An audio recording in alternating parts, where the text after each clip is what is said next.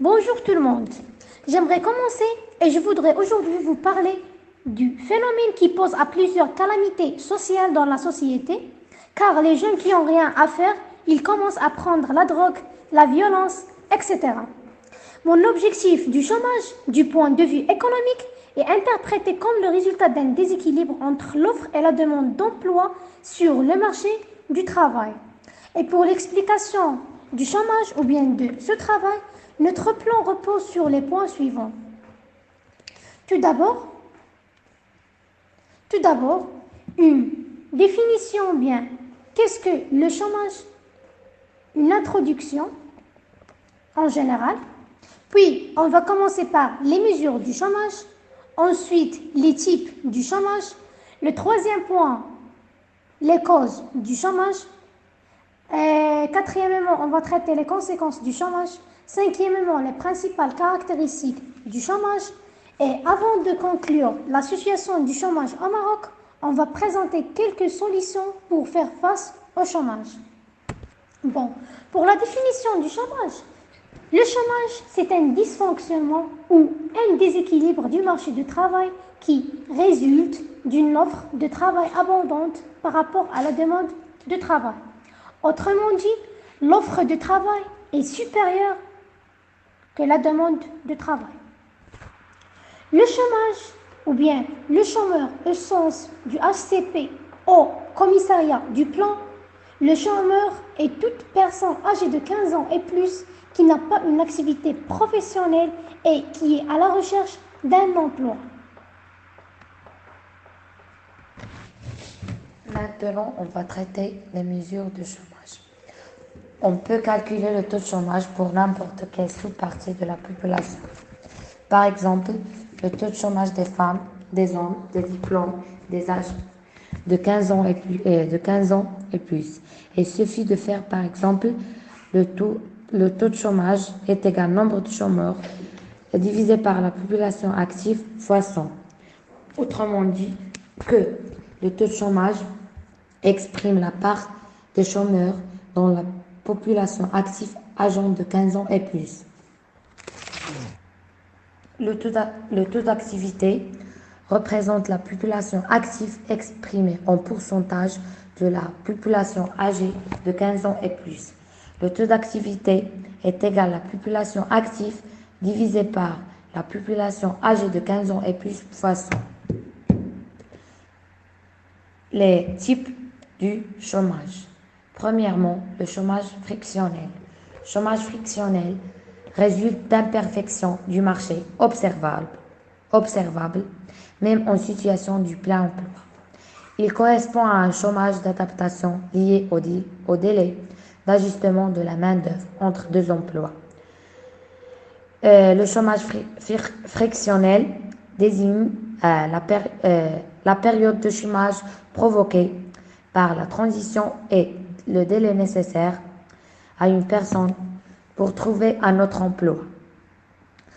Le chômage conjoncturel est un chômage économique dû à une insuffisance de la demande globale, une baisse de la demande globale, la consommation des ménages, les investissements, etc., conduit les entreprises à avoir un stock de produits non désirés et à réduire leur production et leur investissement. Cela peut conduire à des licenciements ou des délocalisations. Autrement dit que le chômage conjoncturel dû à un ralentissement temporaire de l'activité économique. Elle s'explique donc par les fluctuations cycliques de l'économie.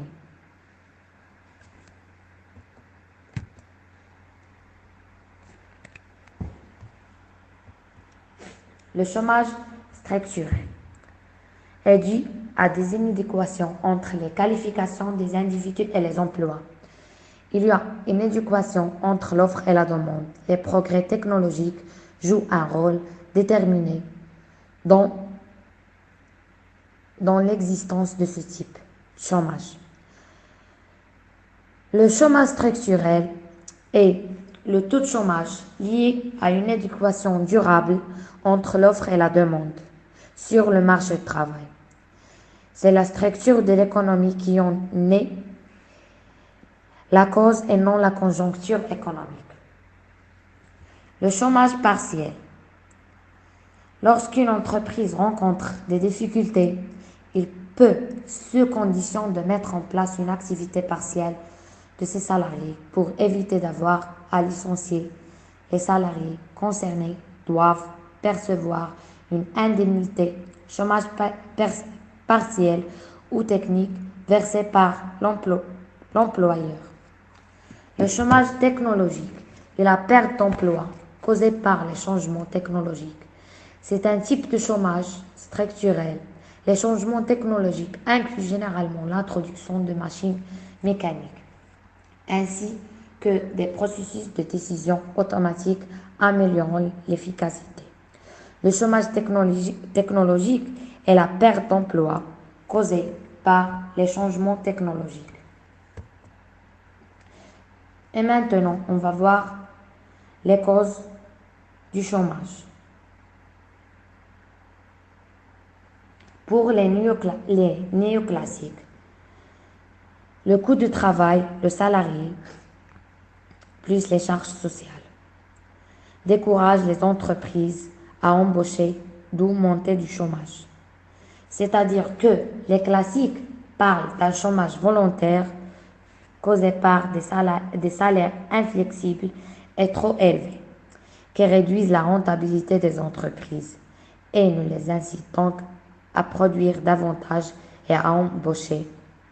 En conséquence, cela engendre alors une insuffisance de l'offre de biens et services sur le marché, à laquelle il faudrait remédier par le biais d'un ajustement par les prix, afin de pouvoir retrouver l'équilibre.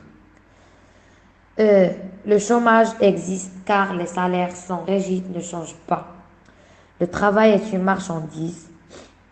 Le chômage est volontaire.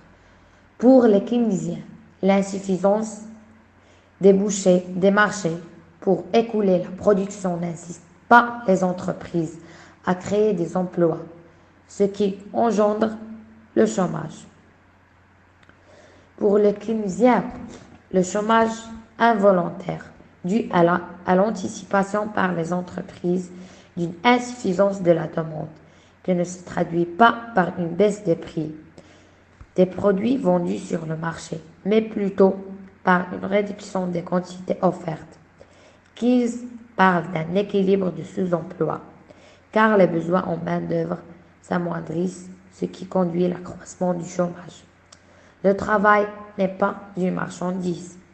Le chômage existe à cause de la situation des déséquilibres économiques, la baisse de la demande effective. Le chômage est involontaire. L'état de la conjoncture nationale est une faible croissance économique, ne permet de créer que peu d'emplois. Finalement, une crise internationale.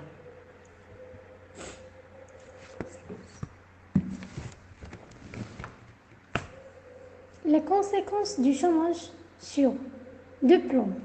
Premièrement, sur le plan individuel pour le chômage, la perte de revenus surtout avec l'absence d'indemnisation du chômage, le surendettement, la déqualification professionnelle et non expérimentation, la dépression chez le chômeur, ce qui peut entraîner des suicides, et l'affectation de la personnalité du chômeur, les drogues, les délinquances, les maladies psychiques.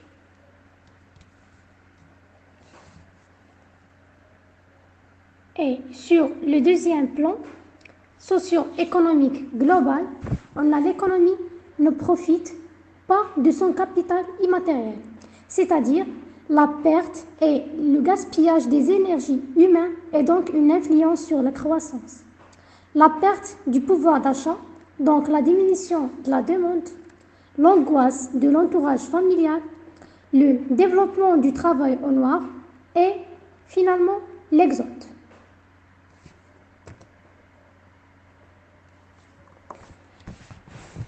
D'abord, on va présenter les principales caractéristiques du chômage au Maroc. Selon le milieu de résidence, le milieu urbain est plus touché par le chômage que le milieu rural. Selon les sexes, le chômage frappe plus les femmes que les hommes. Selon la qualification, les diplômés chantent plus que les non-diplômés. Et finalement, selon l'âge, les gens âgés de 15 ans à 24 ans sont les plus exposés au chômage.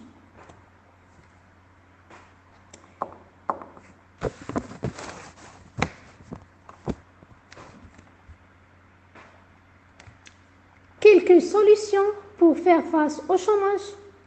On a la réalisation d'une croissance économique soutenue et élevée, susceptible de créer suffisamment d'emplois. Encourager l'investissement privé, autrement dit, faciliter l'accès au crédit pour les entreprises, l'exonération fiscale et l'accorder des subventions. Encourager l'investissement public ou bien stimuler l'investissement public, c'est-à-dire la création des emplois dans la fonction publique est égale à la création de postes budgétaires. Encourager le taux emploi, c'est l'aide les jeunes à créer leur propre entreprise et encourager la mobilité géographique de la population active marocaine, etc. On peut prendre ça comme des solutions pour faire face au chômage. Maintenant, la situation du marché du travail en 2020. En 2020, la situation du marché du travail a connu, sous l'effet conjugué de la pandémie de la COVID-19 et de la campagne agricole, le sèche, une détérioration caractérisée par une destruction des postes d'emploi, une chute du volume horaire du travail et une hausse du chômage de sous-emploi et de l'inactivité. En plus de la perte des postes d'emploi, le nombre d'heures travaillées par semaine a baissé de 20% de 494 millions d'heures à 394 millions d'heures, ce qui correspond à 2,1 millions d'emplois. À temps plein, le nombre moyen d'heures travaillées par semaine est passé de 45,2 à 37,5 heures. Le chômage s'établit à 1 429 personnes au niveau national avec une hausse de 322 personnes, faisant passer le taux de chômage de 9,2% à 11,9% au niveau national, de 12,9% à 15,8% au milieu urbain et de 3,7% à 5,9% au milieu rural. Après une étude du chômage, nous pouvons en conclure que celui-ci est présent à cause de la destruction d'emplois. Par ailleurs, les innovations sont à l'origine de cette destruction d'emplois, mais aussi à la création de nouveaux emplois qui sont de moins en moins nombreux et qui ne remplacent pas en totalité les emplois qui ont été détruits. Le chômage entraîne des conséquences lourdes sur les individus, sinon plus les qualifications requises et sont donc démotivés. Il entraîne alors des manifestations violentes qui peuvent aller jusqu'au meurtre, des réinsertions assez compliquées par le manque de formation. Dans les cas les plus extrêmes, les personnes peuvent aller jusqu'à se suicider. Aujourd'hui, les jeunes sont particulièrement touchés par le chômage. C'est une des inquiétudes majeures pour les jeunes. De nos jours, avoir le bac n'est plus suffisamment. Et même après plusieurs années d'études, l'offre d'emploi reste toujours aussi basse. De plus, la destruction d'emplois peut nuire à l'activité économique étant donné que les individus n'ont plus de revenus suffisants pour consommer comme auparavant. Cela fait baisser la production et peut donc entraîner une destruction d'emplois. Ainsi, cela entraîne un cycle sans fin. Pour répondre clairement à la problématique, effectivement, nous pouvons détruire des emplois pour en créer d'autres, mais le fait d'en créer un nombre inférieur à celui de la destruction d'emplois ne résoudra en aucun cas le problème du chômage. Merci.